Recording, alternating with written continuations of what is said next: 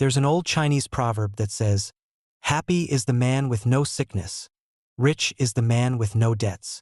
And on a basic level, this is true.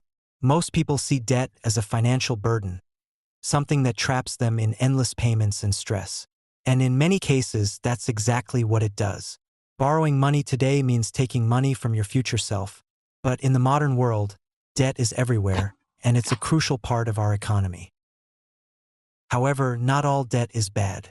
While some people misuse debt and struggle with it, others use it strategically to build wealth.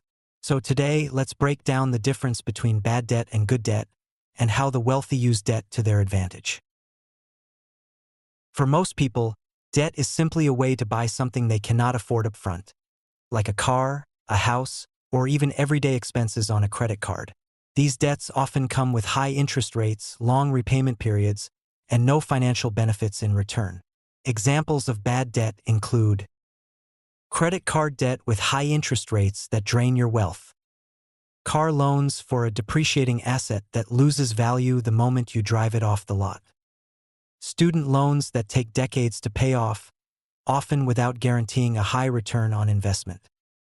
This type of debt takes money out of your pocket and forces you to work for years just to break even. The wealthy don't see debt as a problem, they see it as a tool. Good debt is debt that puts money back into your pocket. It allows you to build something bigger than you could on your own. Let's look at some of the ways the wealthy use debt to make money. One of the most common ways to leverage debt is for business expansion. Companies borrow money to hire new employees, open more locations, or increase production. A great example of this is Steve Jobs and Apple. When he secured his first big order of 50 Apple I computers from the Byte Shop, he didn't have the money to build them. So he went to a supplier and got the computer parts on credit. This allowed him to fulfill the order, make Apple's first $25,000 in revenue, worth about $115,000 today, and set the company on a path to success. Lesson: debt can be an accelerator when used wisely in business, but borrowing to start a business without experience can be risky. Another way the wealthy use debt is by adding leverage to their investment portfolios. Let's take two friends, Tom and Jerry. Tom invests $100,000 in a portfolio that earns 10% annually. He makes $10,000 in returns. Jerry invests the same $100,000 but uses 35% leverage, meaning his portfolio is worth $135,000. He now earns $13,500, making his return 13.5% instead of 10%. This sounds great, but there's a catch. Leverage increases both potential gains and losses. If the market drops 10%, Tom loses $10,000, but Jerry loses $13,500. This is why leverage is mostly used by sophisticated investors and hedge funds. Some investors even make money in a falling market through a strategy called shorting. An investor borrows a stock at $100, immediately sells it, and now holds $100 cash. The stock drops to $15 due to bad news, maybe a scandal or poor earnings.